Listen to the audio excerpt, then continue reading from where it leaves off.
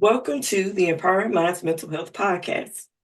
Today, I'm excited to have a special guest, Ms. Tina Baxter, a seasoned entrepreneur who understands the deep connection between mental wellness and business success. Tina will share how carrying old baggage, past hurts, and harmful mindsets can hinder our growth and potential as business owners. She'll also dive into the transformative power of kingdom principles and how embracing these values helped her not only save her business, but also discover her true purpose. This conversation is going to be packed with healing, personal growth, and aligning your business with your journey. All right, so thank you again for agreeing to come on today. Thank you for having me. Absolutely. All right, so we're just going to go straight into some questions. How can unhealed emotional baggage and past hurts affect an entrepreneur's ability to grow and succeed in their business? Well, I'm sure um, your listeners and yourself have already experienced someone who's come in with a chip on their shoulder, right? That person that when you encounter them, they whatever you say can sometimes be misconstrued as negative. So you're trying to give them some positive feedback on, Mhm, hey, I think what you're doing is great, but I think this is how we can make it better and help you grow. And the first thing they hear is, oh, you're saying I'm a horrible person, mhm, right? Or the person who has so much pride that you can't tell them anything. There's no room for growth. mhm, Or the person who is, and this is where I say I am in recovery, I'm a recovered people pleaser, the person who's the doormat, the one that wants to make everything right for everybody else and yet neglects their own needs. And a mhm, lot of times these are trauma responses from things that happen either in childhood or in another business. So, for example, I had my very first challenge, right? I did an online challenge, but very first time. And I kept really worried about what if no one shows up? What if mhm, no one shows up? And I couldn't figure out why this was such just a fear for me to have events, because what if no one shows up? mhm, And I realized that came from having a birthday party as a child and one person came. mhm. And we don't think about those experiences that we've had back in childhood that can inform us of how we feel today. So I was hesitant and nervous to have events. And so now I have events all the time. And Mhm. I host a monthly event. And I'm okay if no one comes because I still held the event. Here's what happened. I had an event a couple months ago. We had our very first snowstorm of the Oh my season. goodness. And I'm like, okay, well, I still am going to have this event because I had 9 people sign up.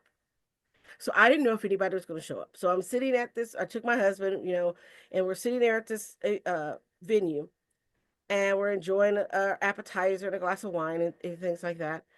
And then I was reading to him this article because I said, oh, maybe nobody's going to come because the weather's really bad. So I was reading him this article about a law school.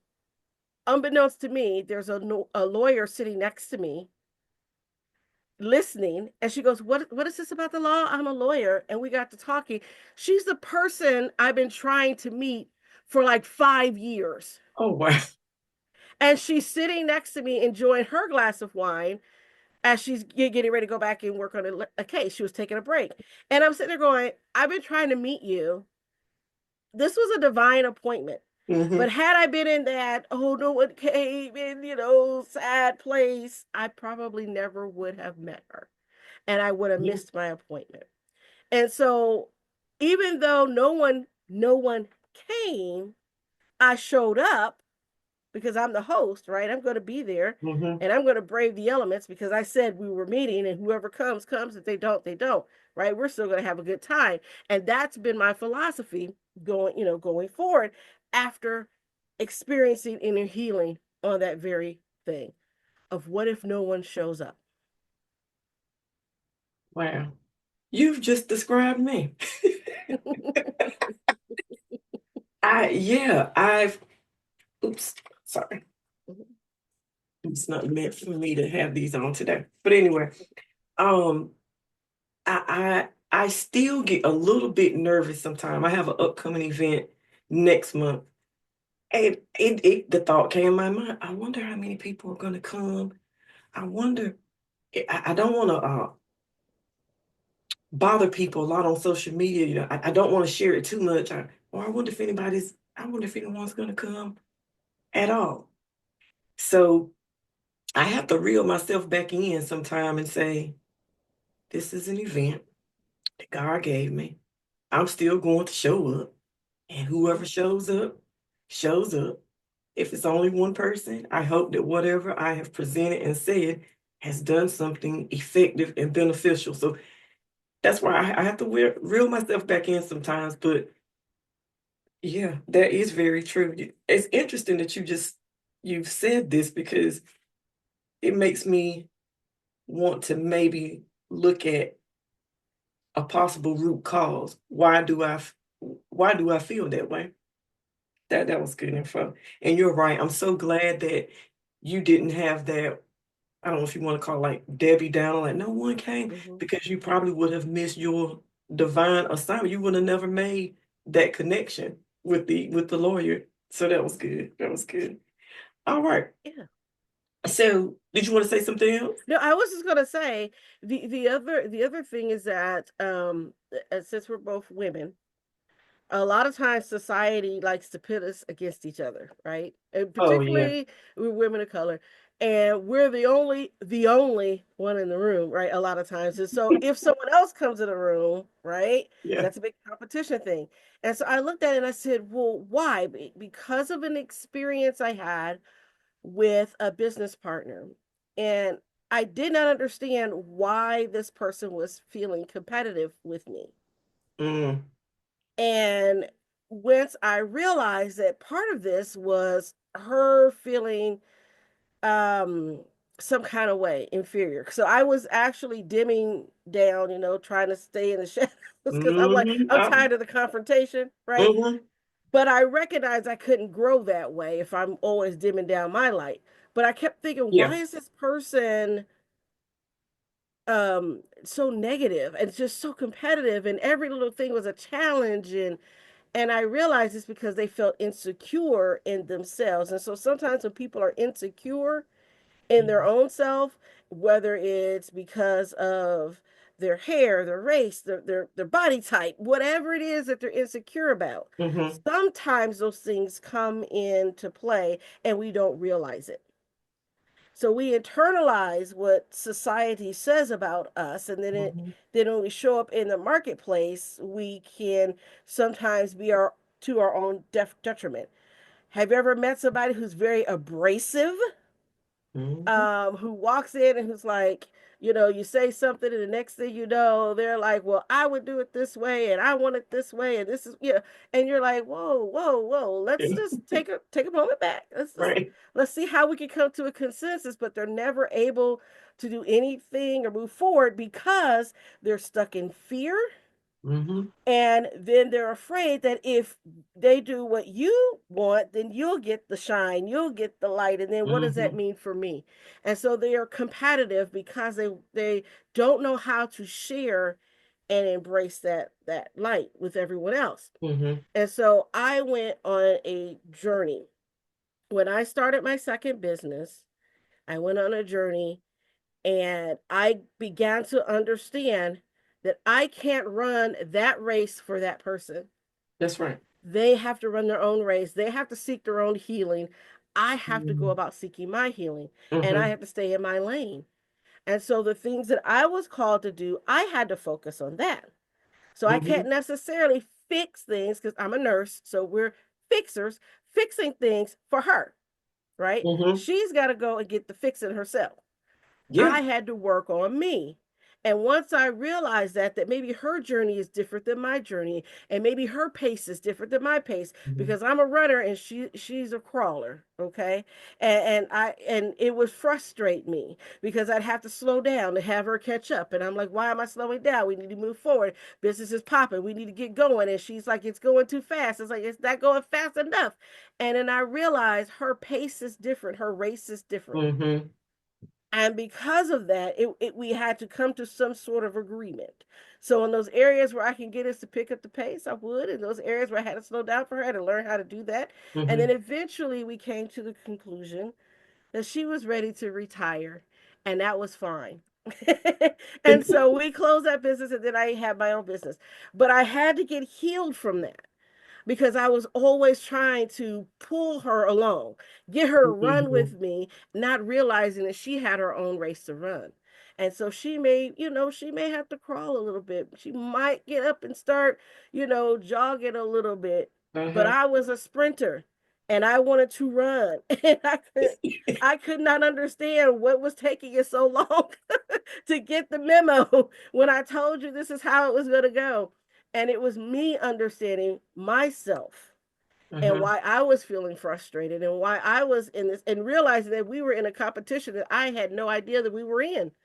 That was the other thing. This person Mm. was very competitive with me, and I didn't realize that I was in a competition because I thought we were all rowing in the same direction. We're all Right. running in the same direction.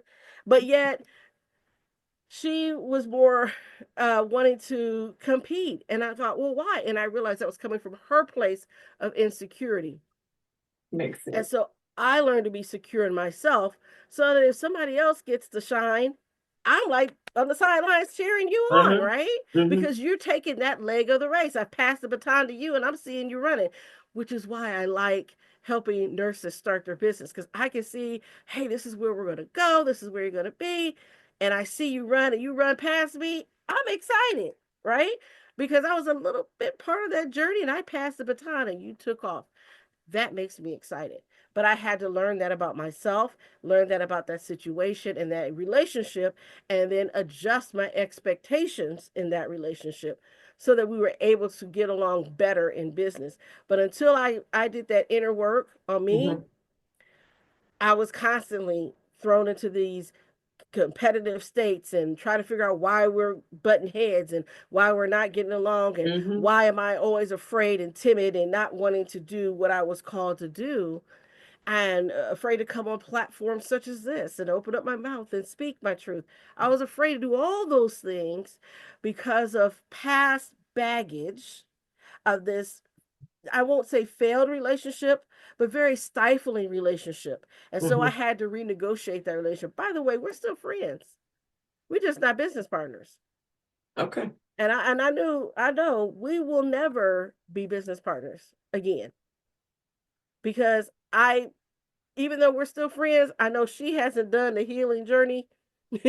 And so I'm Okay. not going to get back into that race with you. I'm going to run my own race, stay in my own lane, what I need Mhm. to do, because I can't be hindered by some of that stuff that you're still holding on in the past. And Mhm. it all came to a head, and we were able to again separate somewhat amicably, and then come back together and be friends. But it took some work. And it took Mhm. me going on an inner healing journey and setting up an inner healing session with someone in order for me to recognize what was going on. And I liken that when that business broke up, by the way, we closed that business in 2020. What it felt like to me was a divorce because we had been together for like 10 to 12 years on this business. Mm. And suddenly in February of 2020, beginning of February, she's like, by the end of the month, we're closing. Oh. Yeah.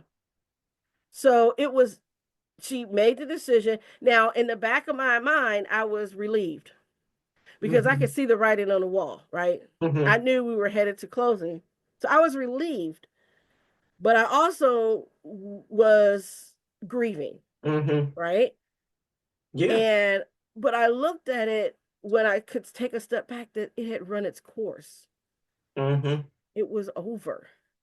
It was time to move on and move forward. And that's where we stay stuck. is that we hold on to that and we don't want to move forward. Mm-hmm. We don't want to let go. And I would, it was like, I don't know, maybe 6 months, 6 months since we closed. And I was, in my new business. By the way, COVID happened. So we were all in lockdown. Remember all Right. that? Mm-hmm. And the Lord said to me, He said, "How long will you mourn for Saul?" Mm. And I said, "Okay, I know what you're saying. I gotta let it go." Because I was still, raging and angry and upset at how things came about, and it didn't have to be this way, and we could have done this, a lot more cohesively, and how dare she, and how dare, all this stuff, right? And he finally said, "How long will you mourn for Saul?" And so I had to go on that journey, and I was with, and still am with a group, and one of the things that they had available was an inner healing session. And it took me talking to another coach who walked me through it for an hour and 45 minutes, free coaching from this guy. Thank you. He was so sweet to make me realize I needed an inner healing session. And then I was like, wait a minute, I have access to an inner healing session. I just never took advantage of it. And so sometimes we miss what we have, things that are there for us, provided for us, but we miss it because we're so caught up in the crazy, right? Right. So I invested in that inner healing session to let that go. And so I use that story to help people understand it. If there's something that you've had happen to you, whether it's a failed business, a failed marriage, a failed event, failed whatever, right? Mm-hmm. Use that to understand not just where the business went wrong, not just where the marriage went wrong, but what is it about you that maybe needs to be healed, maybe that needs to be changed, maybe where there's an area of growth that you can lean into. Mm-hmm. And you come out stronger and better.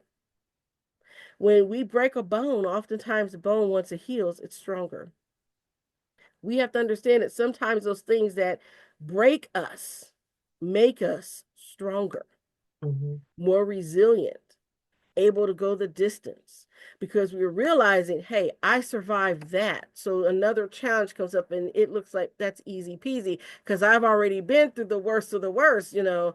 I've lost my loved one, someone died, my marriage failed, my business failed, I filed for bankruptcy. I can face that challenge and still come out stronger. So we have to lean into that and not be afraid of our wounds, because sometimes that's what helps us to help other people. Yep. Is every wound I have, I use that and explain it to my family members that say, hey, I know you're going. I got younger nieces and nephews, so I'm like, I know y'all going through. Y'all young parents. Y'all got all this. You're starting your careers, and you're trying to figure it out, and you're angry because this didn't work out and that didn't work out. And I said, don't worry. Eventually, you'll get where you need to go if you stay the course, if you keep moving Mm-hmm. forward, if you keep dealing with those things as they come up, and recognizing that you may have to go around that mountain a couple times before you get it. The lesson may have to come back again.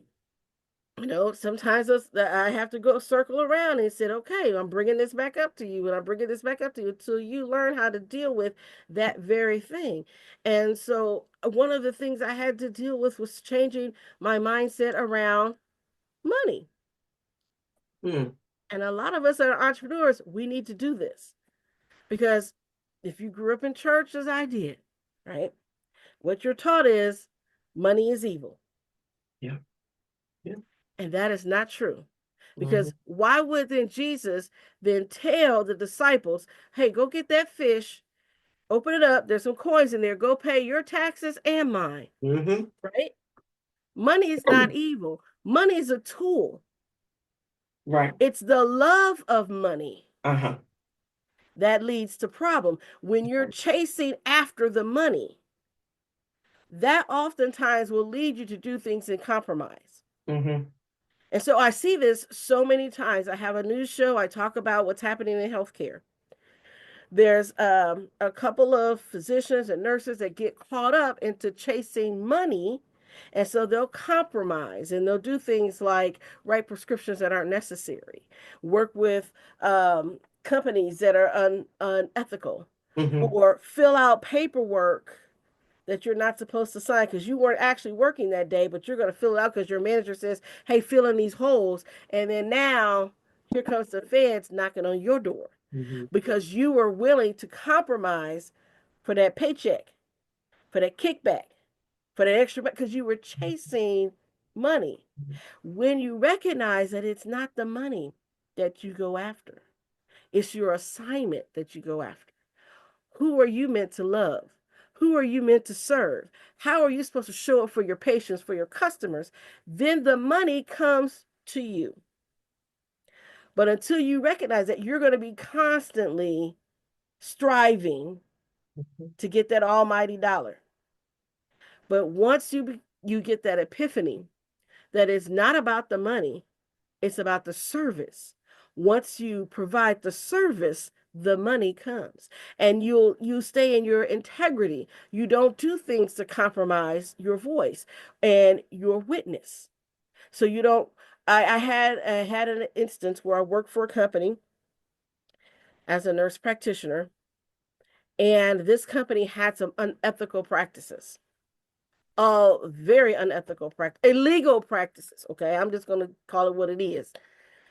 And so they would do things like there's a way to bill if the physician is in the building with you when you're a nurse practitioner. Mm-hmm. And so they were making sure that they billed at that higher rate. And so we had people that would do dictations for us. And so I would see the patients and they would dictate, but they would dictate as if the doctor came into the building because he's supposed to come in later and sign off on charts. So then they were billing incident two, which is kind of, yeah, great. Mm-hmm. Yeah. But if the doctor didn't show up, but they're still billing as if he did. So he may or may not always show up. So it was stuff like that. Or the doctor would go in before I got to the building, sign off on all the paperwork. And then I was supposed to fill out her paperwork as if she was there reading and doing and reviewing everything that I just did. That's not ethical. So it was those types of practices that I wouldn't go along with because I knew, hey, I'm not getting caught up in that. That they were Yeah. they invited me to leave and paid me severance, which this it was such a difficult situation. I was at the altar every week praying. I said, please pray protection for me because I got to get out of this situation. I'm not sure how I'm gonna get out. I got to get out of this job. I got to find another job. It was all those different things that were happening. This is my very first, as my friend said, adult job as a nurse practitioner. And so they asked me to leave, pay me severance and all this stuff, and I was just like, fine by me. I leave, let's go start the other company.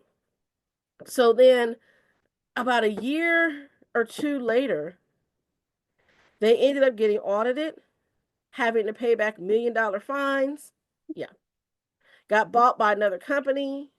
The founder dies. I'm not saying that all of this was related to that, but I'm saying that you can't put that negative energy out there and not expect some repercussions. That's it. And so I think that was my protection because I told them, I said, if they ask me, I'm telling the truth.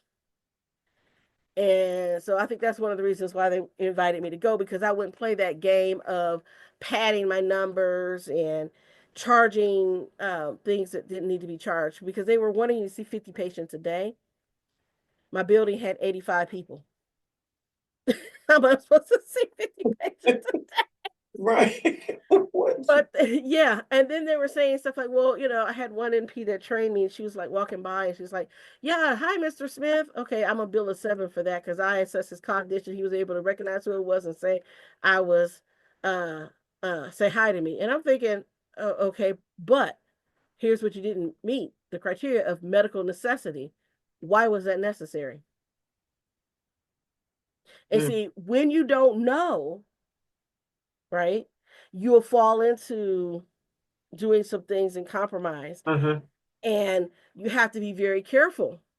I worked with a physician, and we had a home care agency ask us to put their name on all of our patients' charts so that when they got discharged from the nursing home from rehab, they would all go to their particular home care. I said, I can't do that because one, you're paying me to be your co-medical director, but I've never actually talked to a nurse, just to your marketers. That was another red flag for me. I said, but that would violate the anti-kickback statute. We can't do that. Now I can put you on the list of preferred providers, and they can choose whoever they want to. Mm-hmm. And I would disclose that, hey, your doctor that's here is also the medical director of this facility. If you want to choose that, that's fine. You don't have to. We work with all of these. Whatever Mm-hmm. works for you, whoever you like. I would do that. So then all of a sudden I was no longer a co-medical director. They didn't even tell me. They just stopped paying me and stopped talking to me, which was fine. It was a whole thing. But if you didn't walk in integrity, you could get caught up in some of these things. This is how Mm-hmm. you get, taken to jail, and how nurses lose their license, and how doctors lose their license is because they don't understand, because they're chasing that money. And I'm like, if y'all want your money back, y'all can have it back. Cause it's like, y'all didn't pay me that much. It was like $5,000. I was like, I have it back. I said, they come for it, they can have it back. That was years ago. I said, but I'm like, I'm not gonna do that. That's illegal. When I started showing them the law, then that's when they said, okay, you got to go. You're stirring up trouble. Wow. And so a lot of people, this is why I do what I do, because a lot of nurses don't understand business, right? Mm-hmm. We weren't taught business in nursing school. And so I'm like, you have to understand these regulations. Just because it sounds like a good idea, a lot of other marketers and business gurus don't understand healthcare. Mm-hmm. So what works for someone selling like tennis shoes, right? You can go in there and say, hey, I sell tennis shoes. I have the best tennis shoes. Everybody on your basketball team can wear my tennis shoes because we have an endorsement deal. So I'm going to give y'all free shoes if y'all would just say you're wearing my shoes. That works. But Mm-hmm. you can't do that in healthcare, No, right? you can't. You cannot do that in healthcare. So a regular marketer may not know that. They may not be up on all of those things. And so the things that they're telling you may actually get you into trouble. I know we've segued a lot, but I say that to say that when you are chasing the almighty dollar as an entrepreneur, be careful. Be careful, because that's when you're tempted to compromise and do things, sign up for things, a quick sale, jump into this venture and that venture. You're often off course because you see the shiny thing and you want to go to the shiny thing. And Mm-hmm. I've talked to entrepreneurs who started out and they said, oh, I started a home care agency. Oh, wait, no, I started a staffing agency. Oh, no, wait, and I'm like, wait, focus on one thing. Let's grow that. Then we can add the other pieces to it. Mm-hmm. But if you're constantly running here and there, you're not going to get to where you need to be. When people see me, they're like, "Oh, you're doing so much. You're doing so much." I said, "Yeah, but that's years, years of Mm-hmm. growth." I started out with one thing, legal nurse consulting. Then once I started getting cases and started doing things, I added another part of my business. I'd always been an educator, so I had that piece in my back pocket, and so I was bringing that into that business. So everything I do flows from what I naturally do, Mm-hmm. but I've added years. I didn't start the podcast till 3 years ago. We're heading up with season 3. I didn't start that podcast till then, but I've been in business since 2015. You see what I'm Mm-hmm. saying? Mm-hmm. But people see that and they're like, oh, you're doing all the things. Yeah, but I didn't start out doing all the things. I It's a built process. as I went along. I Mm-hmm. said, okay, we've got this is going pretty well. We got this flowing. Let's add this service because I see a need in the marketplace. I see where people need some extra help. So I'm going to add this service to augment what I'm already doing instead of doing something completely different. I had the opportunity to start a lice removal business, picking out head lice. It was going to be very lucrative. It's a franchise. I heard about a nurse. I listened to another podcast, and a nurse was doing it, making a lot of money. And I'm like, oh, this sounds like a good idea. I researched it. We would have been the third in the state. with this particular franchise. We were centrally located. It was perfect. I said, this would be great. We can make a lot of money. I brought it to my then business partners and I said, hey, let's start this business. And the more I thought about it, the more I realized I don't like headlights. That was one of the least favorite parts of being a nurse, was having to do that. I would try to farm that off to anybody else. And I thought, why would I do this as a business? I would be miserable if I had to go every day. I don't care what the machine is or whatever it is that they use. If this is what my life was, I would be miserable, miserable doing Yeah. this every day. Just thinking about it makes me itch. So why on earth would I want to do this? It could be a Right. great business. I could have made lots of money, but I wasn't where I was passionate. It wasn't where I was called to be. And Mm-hmm. sometimes we get distracted because we see the potential. We see, hey, someone else is doing really well at doing Mm-hmm. this. I could do this too. But if it's not where you're called, if it's not your field of favor, if it's not where you're supposed to be laboring, then for you, it's going to be toil. It's going to be striving. It's going to be hard. You're Mm-hmm. going to be breaking up rocks, trying to get to the good soil to plant. Where over here, it's already tilled. It's already ready for it. All you got to do is plant your seed because that's where you're supposed to be. And a lot of times as entrepreneurs, we focus on the dollars and not on really what it is we want to do. I talked to a nurse and she kept saying, she was a home care nurse. I want to open up this home care. I want to open this home care. She already had an adult daycare. And as I was talking to her more and more, because she had opened up a home care and then it failed. So she's Mm-hmm. going to reopen her home care. The more I talked to her, I said, you don't want a home care agency. You want a staffing agency. Because she kept talking about wanting to supply staff to the nursing homes and supply staff to the family. Da, da, da. I'm like, you want a staffing agency. You don't want a home care agency. And she was like, oh my God, you're right. That's why the other business didn't work. Because she was doing the wrong thing. Mm-hmm. It's a great idea, but wasn't what she was passionate about. Mm-hmm. But she'd been doing home care for so long that she thought that this is the business I'm supposed to be in. I said, but that's not the business you want. Listen to what you're saying. You want a staffing agency. You want to supply the staff. And so that's when the light bulbs went on. Mm-hmm. That's when she can come feel the sun.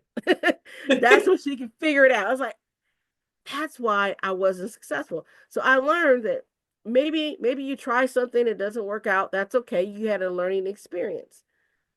But find out what you're really passionate about Mm-hmm. and do that. Find out what makes your heart sing. People ask me, why are you always in the office? Why are you always going to work? Because I actually love what I'm doing. Make So it. I show up. And for me, it's not work. It's kind of fun. I'm Mm-hmm. sitting here, I'm like making a video or, you know, changing something on my website or, uploading my Mm-hmm. blog or putting out the podcast episode. That's fun for me. Like this isn't work. It's actually because I'm Yeah. enjoying what I do. I love what I do. I connect with people. I love having these phone calls and connecting with people and making sure that they get what they need and what they want. That's empowering for me. Mm-hmm. That that for me, it's like even when I'm tired after a conversation sometimes with someone, I'm like, oh, I've got this meeting. Oh, I really don't want to go to this meeting. I start having a conversation with somebody. Next thing you know, I'm all up and empowered. Now, there's times when I have a conversation with someone and my energy shifted. And this is where you have to learn how to protect yourself. So I had a conversation a few months ago with another coach. Just met her. We met online. We set an appointment to talk, have the one on one, just a networking call. This is networking. I wasn't trying to buy her service. She wasn't trying to buy mine. We were supposed to be networking, or so I thought. Mm-hmm. I had this conversation with this particular coach. And within 10 minutes of the conversation, she asked me, what am I doing? I explained to her what I'm doing and everything. And she goes, well, I would tell my clients that you're doing too much and I would just focus on this and I would tell you to stop doing this and stop doing that. And I'm like, Mm-hmm. now earlier I'd had these great conversations with some other folks, and they were like, hey, I was giving my praise report. This is what I got done. This is what's happening. Things are going well, blah, blah, blah. And then I had this conversation with her, and my energy just shifted. I mean, Mhm. plummeted. And suddenly I was filled with all this doubt. And I'm like, maybe I'm, and I thought, wait, whoa, whoa, whoa, whoa, whoa, where did this come from? Because I was feeling great before that conversation. She said, well, let's schedule an appointment tomorrow. We'll talk about it more. So I scheduled the appointment before she got off. And I said, what is happening? And I had another call with my mastermind. I'm in a mastermind group later that evening. And I realized, I said, it was that phone call. I'm like, why am I talking to this woman? I don't know her. She don't know me. She can't tell me within 10 minutes of talking to me I'm doing everything wrong. And I said, and when I talked to her about her background, and no offense to anyone that's a graphic designer, but your business background is graphic design, right? Mhm. What how does that qualify you as a business coach? You see what I'm saying? Mhm. And so the wheels started turning because I had worked with some great mentors and coaches. I have mentors and coaches that I'm working with now. And we're all on the same page, and we're growing, and I'm thinking, what was different about this and I realized it was her negativity that was shifting my energy. So I Mhm. was able to shift my energy back. So I was like positive and going and going. So I had a women's empowerment conference to go to. And I said, okay, this is Saturday morning. I'm right before lunch, right? And I said, I'm going to teach you some quantum psychology on a Saturday morning. Let's talk about quantum physics. And they're like, what? And so I did a little bit explaining about energy levels, right? I told them a little bit about that and vibration. And so I said, I'm going to demonstrate it, and we're going to shift your mood by the music we listen to. Mhm. So I showed them some low vibrational energy moves, sort of like I used one was sample was from the movie Jaws. If done it, Mhm. done it, done it, very low vibration, right? Right. That automatically puts you in that fight or flight, Yep. right? So we were able to shift them from that to by the end of the presentation. By the way, this is in 20 minutes. All I had was 20 minutes before lunch. I had them going from that sad place with some sad music, up to some more positive, high vibrational music. To I got them up dancing before lunch. We were up dancing, laughing, and had a good time. And I was telling them, you can do that same thing. When you recognize that you hit that low vibrational state, you can shift your mood. And this is how you shift your mood. You can feel that in your body. And so that's what I was showing them. I said, in 20 minutes on a Saturday morning before lunch, I said, you've been sitting for a while. Let's get up and dance. And we're going to dance this out. And so that's exactly what we did. And then, so it went over well.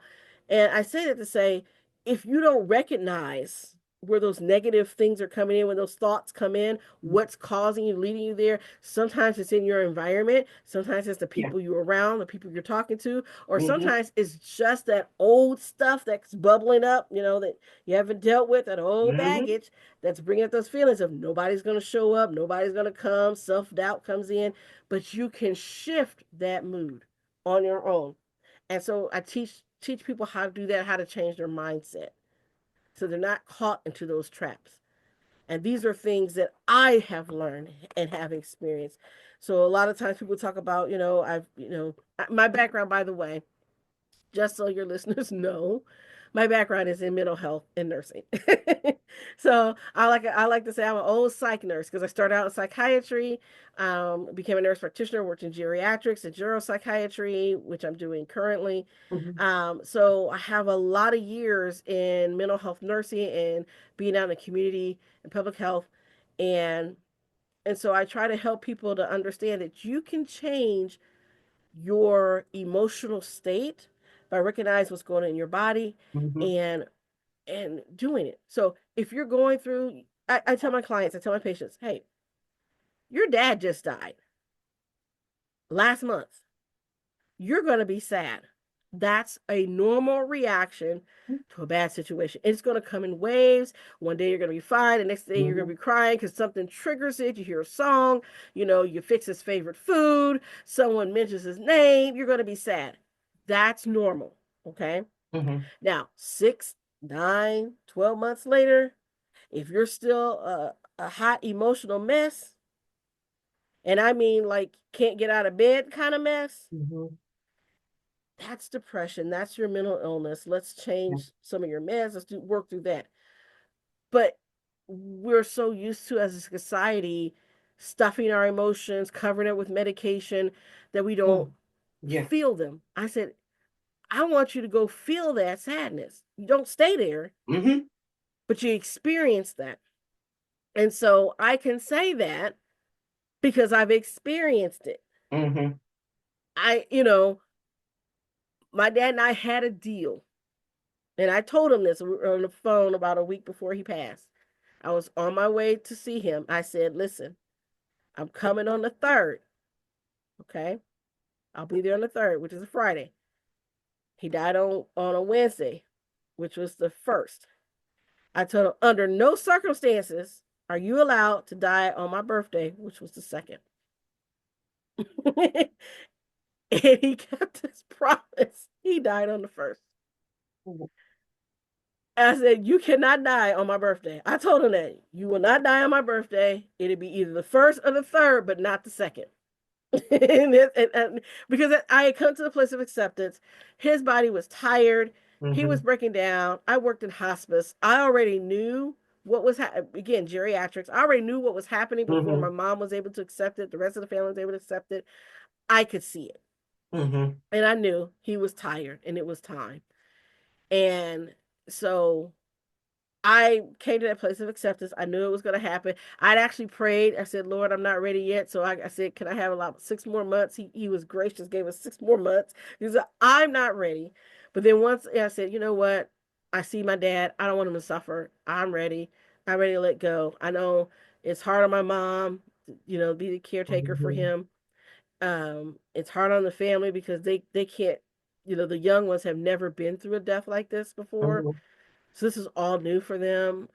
Um, and so I was like, okay, all right. They never seen a grandparent die.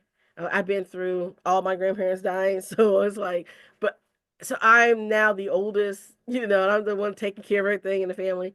I say that to say I've been there, Mhm. and even though I don't know your exact experience, I have empathy, and I can Mhm. empathize with you, Mhm. and I can tell you, coming out on the other side, that now when I think about my dad, we were just talking about him over Christmas, and now that I think about my dad, it's a bittersweet. Mhm. It's not the sadness. And Mhm. I remember some things and laughing about some of the antics he would get up to, right? And so that first Christmas was rough, right?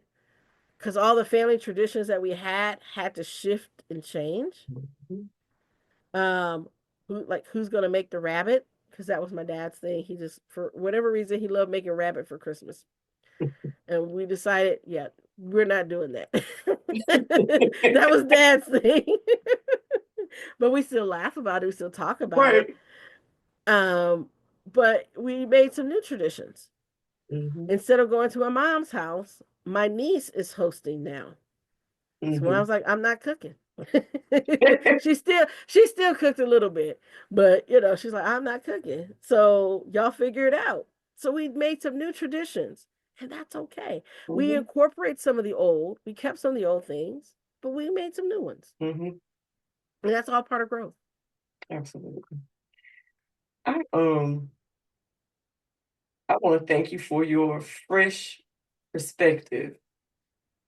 And I love how God changes the trajectory um for my podcast sometimes. Because I had emailed you, okay, Hmm. so here's about 4 or 5 questions. And well,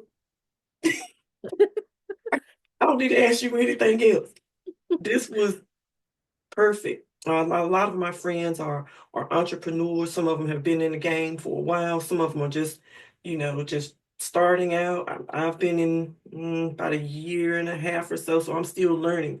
So your perspective has really helped to just shape my mindset to be totally different. So I'm pretty sure that they will get some valuable insight out of this. And so um, I, I don't have anything else to say. I don't know if you have any resonating thoughts, if you have any books, or if you want to leave your information about your business, whatever you want to talk about. We'll just go from there. Well, I'm going to say this, and I'm going to give an opportunity to your listeners because it's free. How about that? It's free. I have my 5-day challenge starting on Monday. And for the last 3 years, I've done a challenge at the beginning of the year. We focus on, where we've been, where we're going, but this is different. Mhm. This is a entrepreneurship challenge, and we're going to talk about starting your business. So if you're starting a business, you're stuck in your business, let's break it down. Okay, Mhm. so we're gonna every day, and I'm doing a 5-day challenge. Usually it's 3 days. I don't know. This year it's like, no, it's got to be 5 days, and we're gonna talk about finding your niche because maybe you're Mhm. stalled in your business because your audience has changed, your niche has changed. Maybe you're not talking to the right who. And so we're going to talk about that. We're going to talk about building the firm foundation, looking at building that business plan because your business plan should be a living, breathing document, not something you stick Mhm. in the drawer. This is something we work our plan for our business. So we're going to talk about making that great business plan. It's um, Monday through Friday, 12 noon Eastern. You can sign up on my website, the nurse-shark-academy.biz, or you can watch us on LinkedIn, on our LinkedIn page. We're also on our Facebook, the Nurse Shark Academy page. Again, it's and on our YouTube channel. So you can follow us any of those places and you'll see the content. Of course, there's a VIP and a bonus for people who want to come and do the Zoom and be in the Zoom afterwards for asking questions. You can do that too. You can sign up at the nurse-shark-academy.biz. But I would say as a final thought, if you have something that's hurting you, and there's a sore spot somewhere. There's a place where you stubbed your toe. There's something that's hindering you and holding you back.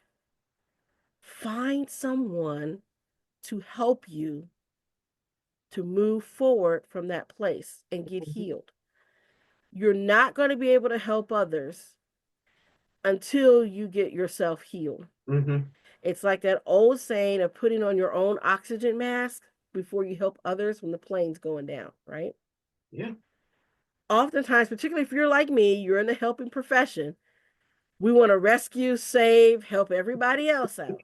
And I Yeah. always tell people self care is the most selfless thing Yeah. you can do.